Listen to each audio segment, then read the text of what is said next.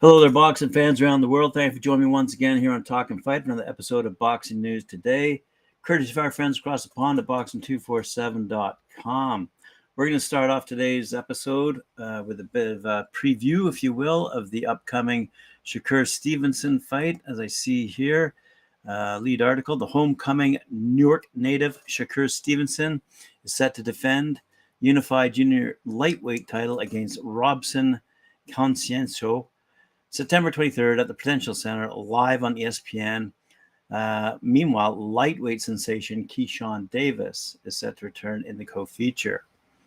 Brick City boxing superstar Shakur Stevenson is the junior lightweight king, and he'll soon return home to defend his throne, it says. Stevenson, the WBC, WBO, and Ring Magazine champion, puts his hardware on the line against Brazilian standout Robson Consciencio on September 23rd, as I said, taking place in Newark at the Prudential Center.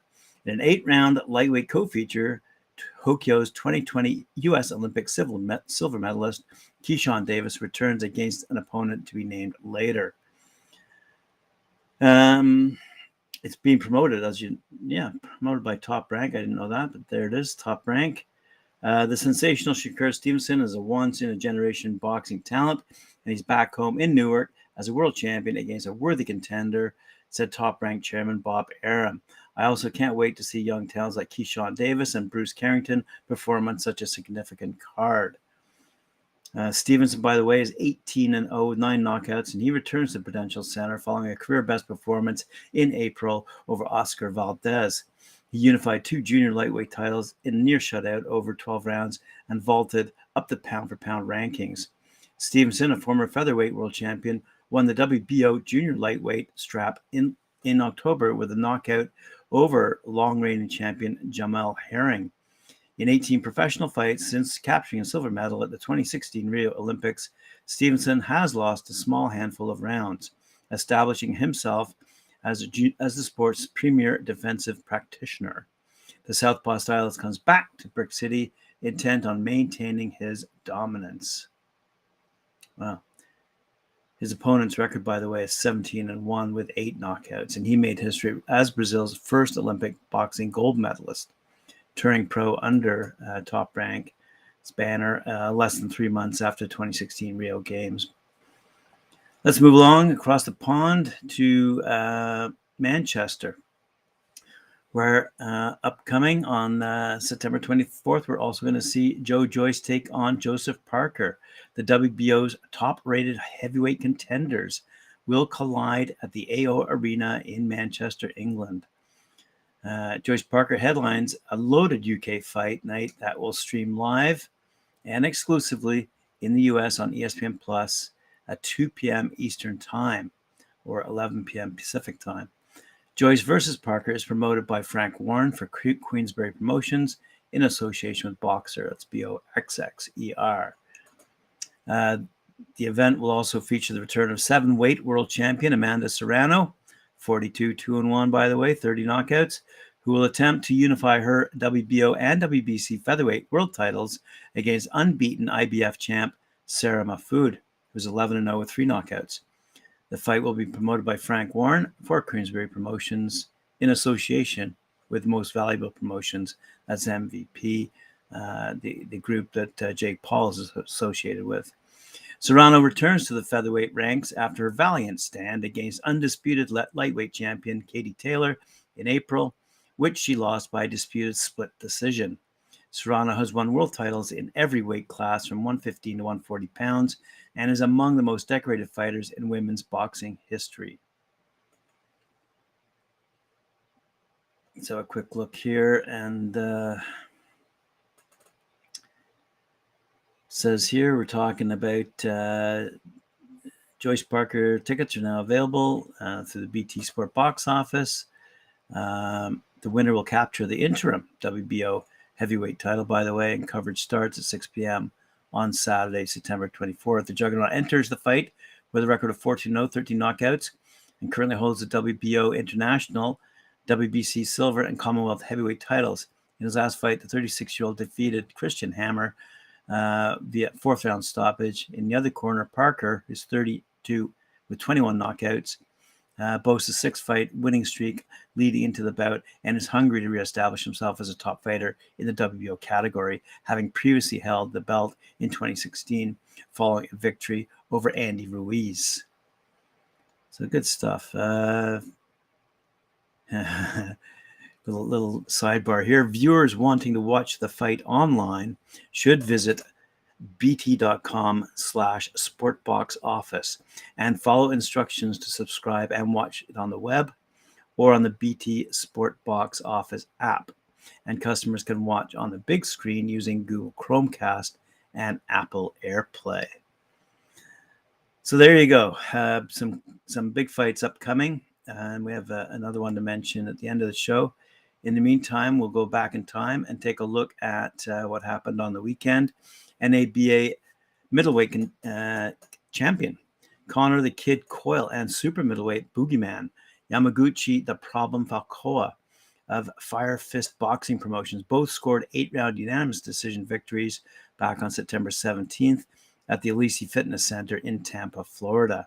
Fighting in front of a large and vocal group of supporters, Coyle met 68-fight veteran Silverio Ortiz of Mexico. Ranked number 9 in the world by the WBA, Coyle peppered Ortiz with a consistent jab and straight hands. The shorter Ortiz attempted to close the gap and bully Coyle, but was mostly unsuccessful. When the fight was fought in close range, Coyle landed clean shots and blocked most of what was coming back his way. Quickly tiring and visibly frustrated, Ortiz threw hard hooks to Coyle's head, but didn't land anything of note. In the final round, Coyle finished strong and hurt Ortiz with a left hook, but the game veteran finished the fight on his feet. Scores were 80-72 and 79-73 twice for Coyle, a Northern Ireland native who trains out of Pinellas Park, Florida. With the victory, Coyle now improves to 17-0 with 7 knockouts. Ortiz, meanwhile, who's faced countless top opponents, slips to 37-32 with 18 knockouts. The 2012 Olympic bronze medalist Yamaguchi the Problem Falcoa picked up an entertaining 8-round victory over ultra-rugged Argentine Abel Nicolas Adriel. Falcoa, a native of Brazil who now resides in Florida, got off to a fast start and buzzed Adriel in the opening round. The skilled southpaw controlled in 4 rounds, displaying excellent speed and pure boxing skills while also mixing in a bit of showmanship. Adriel picked up the pace in the second half of the fight and had his moments, but Falcoa's consistent work earned him a unanimous decision. So Falcoa's record improves to 22-1-1 with 9 knockouts, and Adriel, who displayed great chin and incredible will, slips now to 26-25-3 with 5 knockouts. This was a perfect tune-up fight for Yama, said Caligier. He's working on a lot of things with head trainer Jim McLaughlin, and Adriel made him work the last 5 years. Yama's been calling for the best at 160 and now at 168. So it's only up from here. Falcoa, for his part, returns to the ring October 29th, and details will be announced shortly. I'm confused as to who is Caligier. Must be the manager. Doesn't say in the article. Anyway, that's all about Connor the Kid Coyle and Yamaguchi the Problem Falcoa, fighting for Fire Fist Boxing Promotions. All right, moving along. Yes.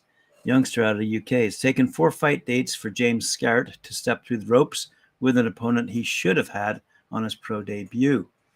A third paid outing comes when BCB Promotions' next offering at the H Suite arrives in Birmingham with a Friday night fight set for September 23rd. Scarrott was due to be in action 2 weeks previously in Northampton, but the show was called off by the BBB of C as a mark of respect due to the death of Her Majesty Queen Elizabeth II. He's again been paired with left-hander MJ Hall, who was first match for both of his previous pro contests before withdrawing for other opportunities, and they were also due to clash in Northampton. Scarrott instead tackled Dean Wilkinson on his June debut before returning to beat Paul Scaife in July. Both were 4-round points. Whitewashes scored 40-36. The teenage welterweight turned over at the age of 18, the youngest of which a pro license can be obtained, and is already engaged to his fiancée. He doesn't turn 19 until December 22nd. Scarrott also had 30 bouts as an amateur and represented hometown outfit Worcester City Boxing Club, where he last featured in 2021.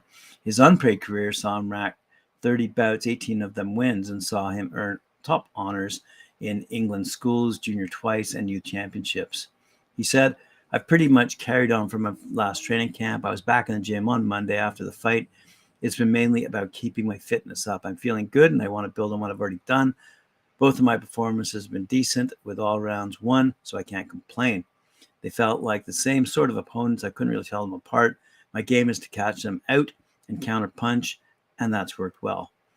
I'm boxing a southpaw this time, and I haven't come across many of them, so it could be a bit of a test. I was supposed to have MJ Hall a few times before, so I'm hoping it happens this time. I've seen him around at the BCB shows before and had a chat with him, so it's nothing personal, and I respect that he's a very experienced fighter. This is my third one in just over 3 months, so I'll probably have a couple months off after and hopefully get another one in before the end of the year. I've mentioned maybe having a 6-rounder after this, and I think I'd be better over the longer distance because it can take me a while to warm up sometimes. Every sparring session that I've had is at least 6 rounds, and I've been doing a lot with Macaulay Owen, and he's a southpaw, and he's a good prospect as well." So there you go. Some bit of a preview there on an upcoming show and a bit of a profile on a youngster, James Skart, out of the UK. Let's move along to a highly anticipated fight that was again also postponed due to the death of Her Majesty. Unfinished business will finally be settled as the most anticipated female fight of all time has officially been rescheduled for Saturday, October 15th. Having been postponed by the BBB of C due to the passing of Her Majesty Queen Elizabeth II last week, the long-awaited boxer legacy Shields versus Marshall clash will now take place in just over 4 weeks' time at the O2 in London. The headline bout, broadcast live and exclusive in the UK and Ireland on Sky Sports, will see bitter rivals Clarissa Shields and Savannah Assassin Marshall collide for undisputed middleweight championship of the world, concluding their decade-long feud. The remaining tickets, by the way, that are left are just 25 quid and are available to purchase via boxer.com. That's BOXXER.com. Tickets in every other price bracket are now sold out. So I guess you're sitting in the bleacher, so to speak. In association with Top Rank and Matchroom Boxing, arch enemies Michaela Mayer and Alicia Baumgartner feature in a must-see co-main event for the undisputed super featherweight world titles, broadcast live on ESPN Plus in the USA. In what will be an iconic night of celebration for women's boxing, the full undercard for the first ever all-female card televised in Britain remains the same. Team GB's Tokyo 2020 Olympic gold medalist Lauren Price competes alongside fellow Team GB favorites Karis Ardenstall, Caroline Dubois, and others who will all look to light up the capital on what promises to be a very special evening for the sport.